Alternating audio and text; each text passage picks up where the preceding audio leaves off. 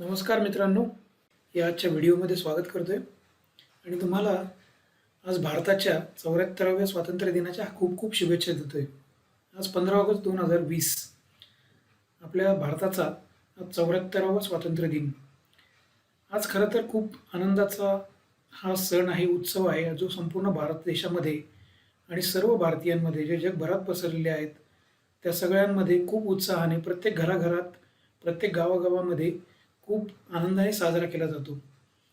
खरं तर स्वातंत्र्य दिन हा प्रत्येक भारतीयाच्या मनामध्ये असलेला त्या आपल्या भारताच्या राष्ट्राच्या प्रेमाविषयी आणि ते प्रेम व्यक्त करण्याविषयीचा हा सण आहे, हा उत्सव आहे.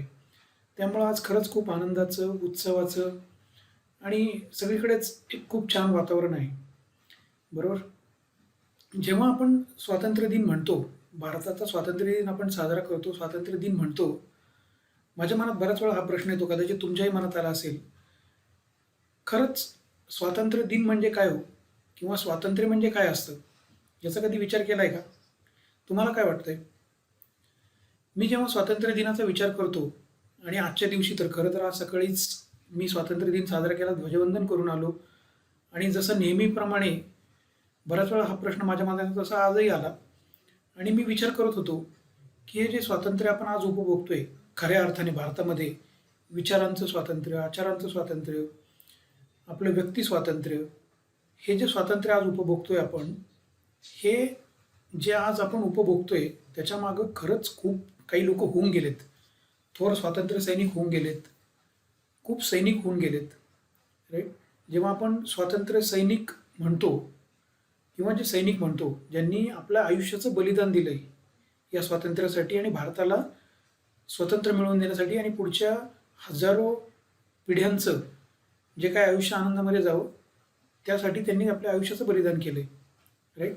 आजच्या ह्या दिवशी त्यांचं आपण नक्कीच स्मरण करतो आणि त्यांच्या कार्याची आठवण करतो. पण हे जेव्हा त्या स्वातंत्र्य सैनिकांची आपण आठवण करतो, त्यांच्या कार्याची आठवण करतो, त्यावेळी आपल्याला अचानक काही गोष्टीही नैसर्गिकरित्या नॅचरली आठवतात. त्या म्हणजे ह्या ज्या स्वातंत्र्य सैनिकांनी त्यावेळी म्हणजे भारताला स्वातंत्र्य मिळण्यापूर्वी 1947च्या आधी ज्या स्वातंत्र्य सैनिकांनी जे काही कार्य केलंय त्याच्यामध्ये हजारो सैनिक होते, हजारो स्वातंत्र्य सैनिक होते. काहींची नावं आपल्याला माहिती आहेत, काही लोक प्रसिद्ध आहेत, काही लोक प्रसिद्ध नाहीत आहेत. त्यांची बऱ्याच लोकांची नावं आपल्याला माहितीही नाही आहेत. ते भारताच्या वेगवेगळ्या कानाकोपऱ्यातनं आले होते, वेगवेगळ्या घरांमधनं आले होते. काही गरीब घरातले होते, काही श्रीमंत घरातले होते, काही शिक्षित होते, काही अशिक्षित होते. बरोबर? पण त्या सगळ्या जणांनी काही ना काहीतरी कार्य केलंय, काही ना काहीतरी ध्येय उद्दिष्ट हातात घेतलं आणि ते प्रेरित झाले होते. कुणातरी एका नेत्याच्या बोलण्यामुळे, त्यांच्या वागण्यामुळे, त्यांच्या कार्यामुळे, त्यांच्या मिशनमुळे, त्यांच्या मुवमेंटमुळे आणि त्यांनी स्वतःला पूर्णपणे त्याच्यामध्ये झोकून दिलं होतं. राईट? हे जर सगळं विचार केला आपण, त्या लोकांनी ज्या काही बॅकग्राऊंडमधनं, ज्या काही परिस्थितीमधनं ते आले होते, त्यांनी जे काही निर्णय घेतले होते स्वतःसाठी आणि राष्ट्रासाठी आणि राष्ट्राच्या कार्यासाठी, वेगवेगळ्या चॅलेंजेसमधनं, वेगवेगळ्या परिस्थितीमुळं खूप कठीण प्रसंगामधनं त्यांना जावं लागलं होतं. त्यांना कुटुंबियांचा विरोध, रोष सहन करावा लागला, समाजाचा रोष सहन करावा लागला आणि काही नाही त्या परिस्थितीमधनं ते लोक गेले. पण शेवटी अल्टिमेटली त्यांनी त्यांचं जे ध्येय किंवा उद्दिष्ट होतं ते अचीव केलं. त्यात ते यशस्वी झाले. प्रसंगी त्यांना प्राणाची आहुती द्यावी लागली, घरदार सोडावं लागलं, जीवाची पर्वा नाही केली त्यांनी.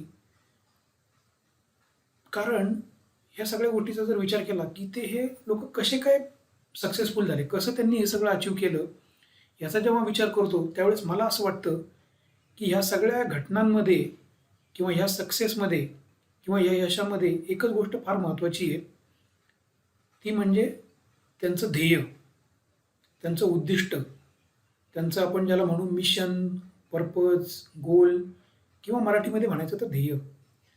या प्रत्येक स्वातंत्र्य सैनिकाच्या मनामध्ये एक काहीतरी त्यांच्या डोक्यामध्ये एक ध्येय होतं, एक मिशन होतं, एक पर्पज होतं आणि त्याच्यामुळे ते इतके प्रेरित झाले होते की त्यांनी स्वतःच्या आयुष्याची पर्वा नाही केली, स्वतःचं घरदार सोडलं, स्वतःचं आयुष्य सोडलं. त्यांनी कशाचा विचार केला नाही, परिणामांची चिंता केली नाही आणि त्या ध्येयामुळे ते एवढे प्रेरित झाले होते, एवढे प्रेरित झाले होते आणि फायनली त्यांनी ते अचीव केलं.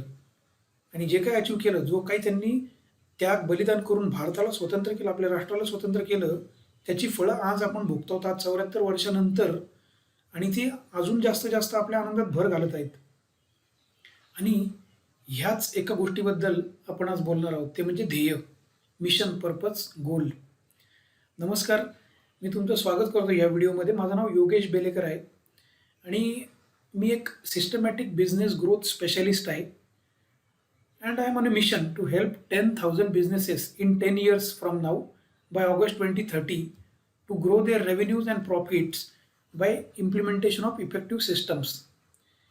मी एक सिस्टमॅटिक बिझनेस ग्रोथ कन्सल्टंट आहे, स्पेशलिस्ट आहे.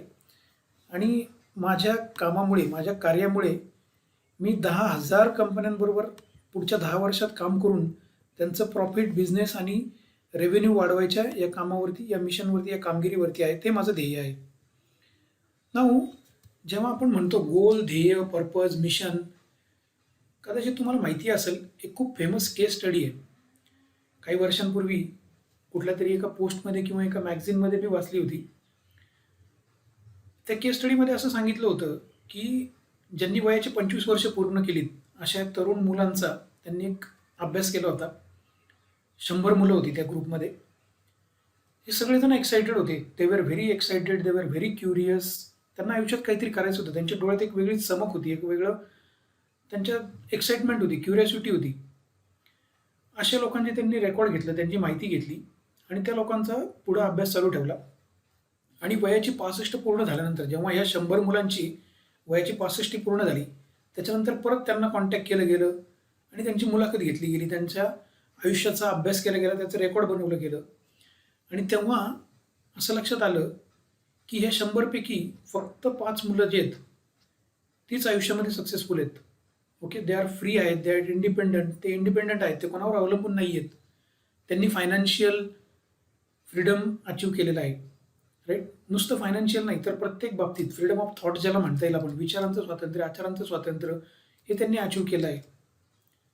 मग प्रश्न असा पडतो की फक्त 5% लोक का बरं सक्सेसफुल झाले आणि 95% लोक का सक्सेसफुल नाही झाले? का ते अजूनही वयाच्या 65व्या वर्षापर्यंत का ते दुसऱ्यावर डिपेंडंट आहेत? का ते भरकटलेत? का ते यशस्वी नाही आहेत? आणि जेव्हा आपण यश म्हणतो, जेव्हा आपण सक्सेस म्हणतो, ते यशाची खरं तर पहिले डेफिनेशन करायला पाहिजे. बऱ्याच लोकांनी वेगवेगळ्या कंटेक्स्टमध्ये, वेगवेगळ्या संदर्भामध्ये यशाची डेफिनेशन केलेली आहे. पण मला जी समजली आहे, जी सगळ्यात सोपी डेफिनेशन आहे, अर्ल नाइटिंगेल नावाचे एक थोर प्रख्यात विद्वान होऊन गेले. त्यांचा एक 1956 सालचा एक ऑडिओ आहे, strangest secret of the world. त्या ऑडिओमध्ये त्यांनी ही डेफिनेशन सांगितली. त्यांनी व्याख्या केली यशाची. Success is a progressive realization of a worthy ideal. Success is a progressive realization of a worthy ideal.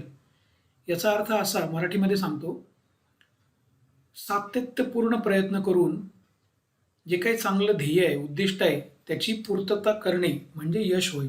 अशी त्याची मराठीमध्ये आपल्याला व्याख्या करता येईल, शुद्ध मराठीमध्ये. ओके, आपण जर बघितलं तर 20 पैकी 19 लोक, आज बाहेर जाऊन बघा, कुणालाही विचारा, अभ्यास करा, ही परिस्थिती कायम आहे. 20 पैकी 19 लोकांना माहिती नसतं ते काय करतायत आणि का करतायत, ते कुठं चाललेत आणि का चाललेत. राईट, तुम्ही आणि मी पण त्यामधलेच एक होतो किंवा आहोत. तुम्हाला एक छोटं एक्झाम्पल सांगतो. समुद्रामधनं जेव्हा एक जहाज निघतं प्रवासाला जाण्यासाठी, तेव्हा त्या जहाजावरती काय काय गोष्टी असतात. त्या जहाजाला एक नक्कीच कप्तान असतो, त्या जहाजावरती क्रू असतात, काम करणारे लोक असतात, आणि सगळ्यात महत्त्वाची गोष्ट म्हणजे त्या जहाजाचा मॅप आणि त्याचं डेस्टिनेशन हे आधीच डिसाईड केलेलं असतं. म्हणजे त्याला जायचंय कुठं, पोहोचायचंय कुठे प्रवासाला निघण्यापूर्वी, ही सगळ्यात महत्त्वाची गोष्ट आहे.